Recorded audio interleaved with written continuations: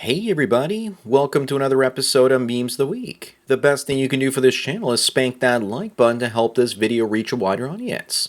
Before I get on with the memes, first a word from today's sponsor, the Freec Genesis ebook. This is a 19-page ebook about basic financial literacy, increasing productivity and achieving your financial goals. It's only $10. If you're not interested in a book about financial literacy, you can also visit this creator's YouTube channel. It's called Freec God, where he has scantily clad videos of attractive ladies, there to keep you entertained. Subscribe to his channel if you like them mommy milkers. Both sponsor links are down below. And now on with the memes. Number 1, George Soros pours $80 million into the censorship of Donald Trump. It doesn't matter if he dies already because he's trained his simp of a son to continue his legacy of censorship and trying to destroy America and humanity. He turns 94 in only a few months, and probably wants to take everyone with him to the next life. If you're wondering who's pulling the puppet strings in America, then this should illustrate it perfectly. Moving on, this drunken dental receptionist groped a 13-year-old and told him, "I'm gonna ride you until the morning," and she was spared jail. Not even taking your boys to the dentist is safe these days. Imagine if grown men went around groping 13-year-old girls, and then the men were caught and not punished. Imagine the outrage that would cause. But for men, nothing. But when a female pedo assaults a male, no one bats an eyelash and just looks the other way. Number 3, this woman says that 65% of women cheat, but that 85% of the time it's men's fault. That women get lonely while in relationships, so they lean on other males for support, and then accidentally have sex with them. Yes, women slipping on banana peels and falling on schwing-schwangs for 100,000 years straight. Maybe that's where that Britney Spears song, "Oops, I Did It Again" comes from. Of course, it's never women's fault. Well, according to her, only 15% of women's fault. Up next, I hope you guys are ready for another awful show, because the writer for the Black Assassin's Creed game is actually an obese white woman with pronouns. Of course, this assassin's cow will blame the game's failure on fat phobia and misogyny. Women are ruining male culture for a paycheck and trying to destroy male entertainment so the men have to pay attention to them again, instead of playing video games. At least in this case, she knows something about black men. How refreshing. This is what happens when Chad gets a BJ and ghosts. The woman takes it out on the soy society. Number 5 is a woman considering divorce because she's bald and wears wigs. Her husband doesn't want to see her without the wigs on because it's repulsive to him. Her hair is thinning, so she shaved it. Looks like her testosterone levels were too high, maybe. Are we sure that's not a trans woman? Her husband tells her that if she leaves, no man on earth will ever actually want to be with her. But it's not so bad because obviously this man has never watched Star Trek the Motion Picture before. But seriously, I see no issues here. Just put a plunger on that head. Moving on, did Nigeria go too far implementing this new law? Rapists will now be surgically castrated, and anyone that does that deed to a child will face the deletion penalty in Nigeria. It could mean that half the country could get castrated. That's good news if you're a European that believes in secure borders. Less migrants incoming. But what happens when false allegations are made? The whole country could get castrated if they believed all victims. Number 7, a woman fondled her fish-flavored taco in front of her roommates, and then he choked his chicken. But he never touched her. She goes on to say that I guess we enjoyed being like that. But no, we didn't. You wanted him to touch you, but he never did. You didn't enjoy the fact that he didn't do more with you. You probably agreed to be his roommate hoping for more. Women always have ulterior motives. People say this is absolute fiction. I say she set a Venus flytrap for a man, and he didn't fall for it, and this is her cope for being rejected. Up next, when did this start being attractive? Somewhere when 50% of women were obese, maybe about 10 to 15 years ago. If you ever wanted to feed a hungry bear up in Alaska, then you take her hiking there with you. In the past, the only way this would have been considered attractive is if you were wearing bear goggles. Sorry, I mean beer goggles. Today, this is attractive because hoflation has gotten absolutely out of control. Number 9, in 2019, this man was struck by lightning and miraculously survived. The villagers then treated his wounds with cow poop instead of taking him to the hospital, and he subsequently suffocated. It doesn't look like cow shit, I'm an expert, and it looks more like bullshit. In India, cows are sacred, and sometimes people eat their doo-doo too. Moving on, the left would have you believe that Juliet, being played by this woman being black and criticized, is racism. The reason guys are up in arms is because she looks like the Predator, and not her skin color. The casting directors knew that this would get people angry. They've run out of franchises to wreck, so now they're working on Shakespeare. If they had cast a 350-pound white woman for this role, the outrage would have been the same. This is just meant to demoralize men, so that's why we end up watching older content. Number 11, this guy says that the average woman is 5'4". The woman he's with says she's 5'6". Remember, gentlemen, that when you generalize about women, they take it personally. Either that or they take everything you say as an excuse to argue with you. If he really wanted to piss her off, he should have said that the average woman looks like Lizzo and weighs 220 pounds.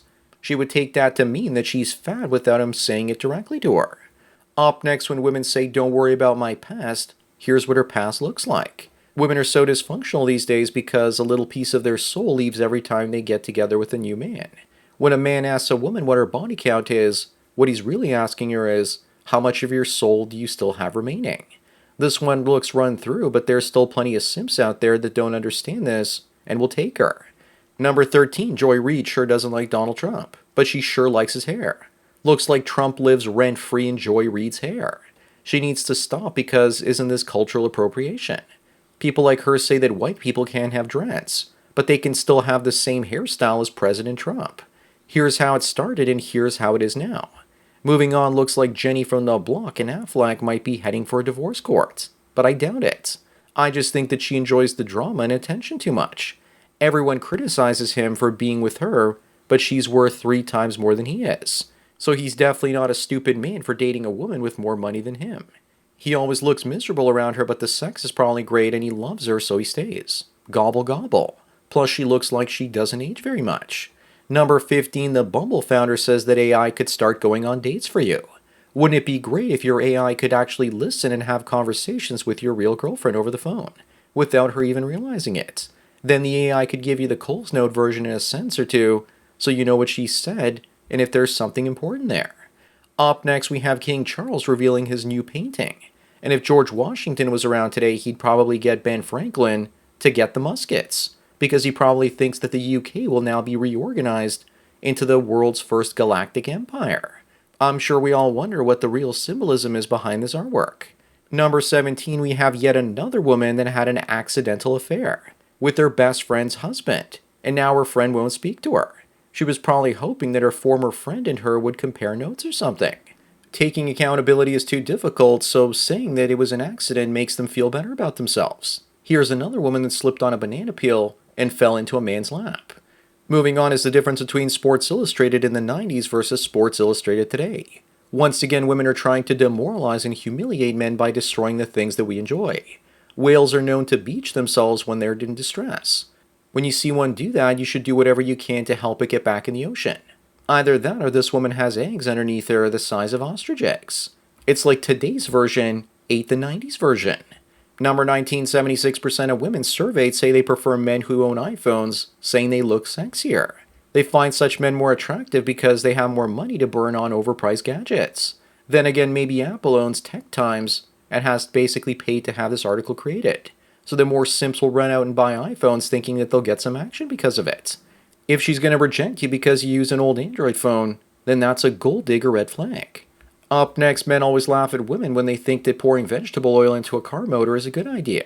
But the joke's on men, because vegetable oil isn't even supposed to be consumed by humans. It was never meant for human consumption, but was invented as an industrial lubricant. It has the same viscosity as some types of motor oil. Number 21, some illegal border crossers in Canada get $224 in food and accommodation per day. That's more money than most legal Canadians make every day at their jobs. I guess here comes more inflation. That's a $37 an hour job just for applying for the pokey. Canadians are sick and tired of this, and when wanting to be an illegal immigrant is the dream of citizens, your country is dying. Moving on, Miley Cyrus admits she lied to ex Liam Hemsworth for nearly 10 years about her virginity. He's a moron if he believed her. Bill Clinton is probably the one that took her V-card. What do you expect from the brother of Thor? And a guy who thought that being an independent state Part 2 was a good idea. Number 23, well. A 1991 study says that the root cause of transgenderism in kids is mothers. Most trans women come from families where the mothers have mental health issues. Maybe Jordan Peterson was right about the devouring mother. Let's also not forget that Fruit Loop teachers are also a cause of this too. I like how this is literally the plot of the movie Psycho. What did Alfred Hitchcock know that we don't? Up next, forget about the priest groping the altar boys. Now you have to worry about female church volunteers as well. The number of female pedos has been rising exponentially recently. Yet women are the ones claiming that men are more dangerous than bears. And now they're being outed as being bigger and more prolific predators than males. Number 25 and the last one, Rich Cooper says that a woman that won't take your name in a marriage will gladly take your house in a divorce. And if not the whole house, then maybe half of it, and half your pension too. Don't forget the kids and your self-worth as well. Many women around here don't take the man's last name, they just hyphenate it with their own. So that's it for another Memes of the Week. Please give this video a like to push it up in the algorithm and so new viewers can find it. If you enjoy this series and want me to keep making it, then donate at the PayPal and Subscribe Star links below. It really helps out. Anyways, enjoy the rest of your day, and cheers.